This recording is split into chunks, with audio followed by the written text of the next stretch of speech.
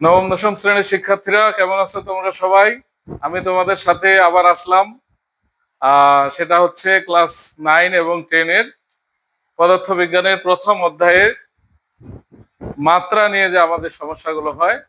আমি আশা করি তোমরা যদি আজকের ক্লাসটা মনোযোগ দিয়ে করো তাহলে এই মাত্রার আর কোনো সমস্যা তোমাদের হবে না।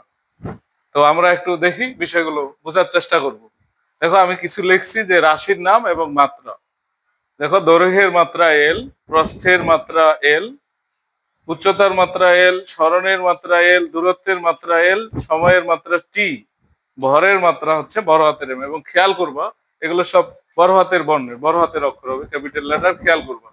আর কিছু ছোট ছোট সূত্র মনে রাখতে হবে, যেমন দ্রুতি সমান দূরত্ব বাই সময়, বেগ সমান সরণ বাই সময়, ত্বরণ সমান বেগ বাই সময় স্কয়ার। খেয়াল করবা এখানে এই যে বেগ সমান কি ছিল, সরণ বাই সময়, এই সময় এখানে এসে গুণ হয়ে গেছে, এই জন্য ত্বরণ সমান বেগ বাই সময় স্কয়ার।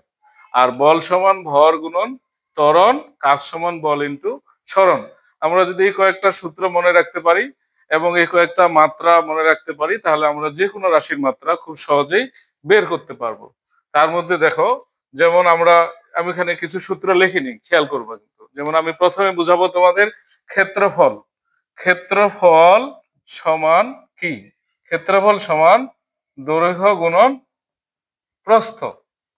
তাহলে দৈর্ঘ্যের মাত্রা কি? দেখো দৈর্ঘ্যের মাত্রা হচ্ছে এল আর প্রস্থের মাত্রা এল, তাহলে গুণ দিলে হয়ে গেল এল স্কয়ার। তাহলে আমরা কত সহজেই, খেয়াল করো, দৈর্ঘ্যের মাত্রা এল, প্রস্থের মাত্রা এল, এল এল গুণ দিয়ে এল স্কয়ার, তাহলে আমরা কত সহজেই বলতে পারতেছি ক্ষেত্রফলের মাত্রা হলো এল স্কয়ার।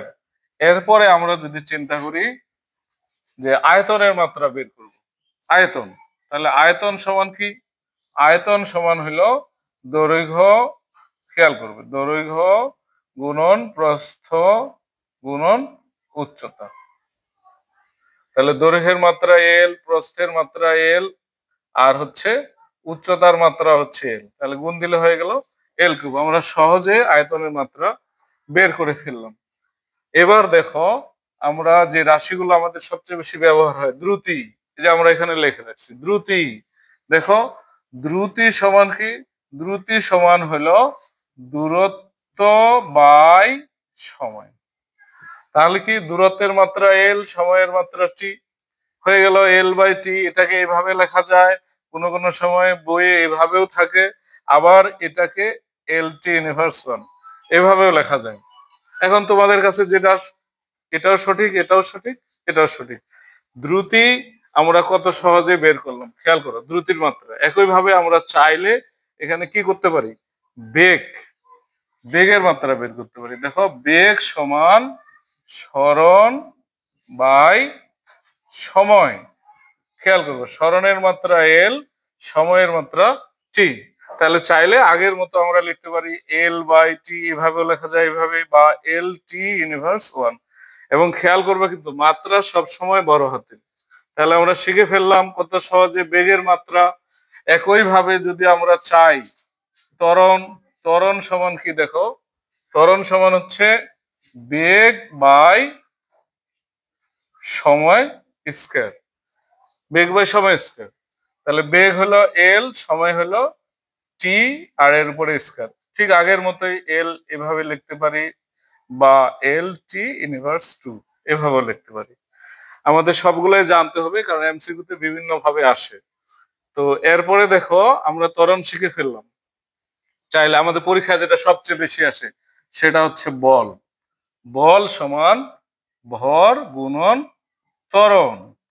তাহলে দেখো কিছুক্ষণ আগে আমরা ত্বরণ কিন্তু বের করছি, কিছুক্ষণ আগে বের করছি। তাহলে ভর হলো বড় হাতের এম, যে খেয়াল করবো ভর হচ্ছে এই যে দেখো ভর, ভরের মাত্রা হচ্ছে বড় হাতের এম, আর ইনটু হলো ত্বরণ কিছুক্ষণ আগে বের করছি এল বাই টি স্কয়ার, সরাসরি বসাই দিলাম। তাহলে গুণ দাও M L by T square.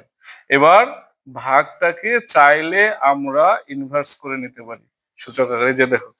তাহলে শেষ হয়ে আমাদের দেখো কত সহজে বের হয়ে গেল বলের মাত্রা M L T inverse two, বা M L by T square. আমাদের আরো একটা গুরুত্বপূর্ণ আছে, সেটা হচ্ছে দেখো খেয়াল করবে, এটা হচ্ছে কাজ। কাজটাও আমাদের পরীক্ষায় আসে। কাজ সমান কি? দেখো কাজ সমান বল ইন্টু সরণ। তাহলে খেয়াল করো, বল তো আমরা এখনই বের করলাম, এম এল, ঠিক আছে, আর হলো বাই টি স্কয়ার, আর ইন্টু হলো সরণ হলো এল। দেখো সরণের মাত্রা কিন্তু দেওয়া আছে, খেয়াল করবো কিন্তু এই যে সরণের মাত্রা বড় হাতের এল, এটা এখানে আমরা বসাই দিলাম। এবার গুণ, দেখো M L L L square by T square, তাহলে হলো M L square T inverse, খেয়াল করবো টি ইনভার্স 2। তাহলে কাজের মাত্রা আমাদের কত সহজেই বের হয়ে গেল। এই ধরনের মাত্রা আমাদের পরীক্ষায় বেশি বেশি আসে। তো সবাই বেশি বেশি ক্লাসটা দেখবা, আমার ইউটিউব চ্যানেলের লিংক দেওয়া আছে, এই লিংকটাতে তোমরা দেখবা। আর তোমরা বেশি বেশি লাইক করবা, কমেন্ট করবা, শেয়ার করবা, সাবস্ক্রাইব করবা। আর হচ্ছে পরবর্তী ক্লাসে আরো মজার কোনো বিষয় নিয়ে আলোচনা হবে। এ পর্যন্ত আজকে সবাইকে ধন্যবাদ।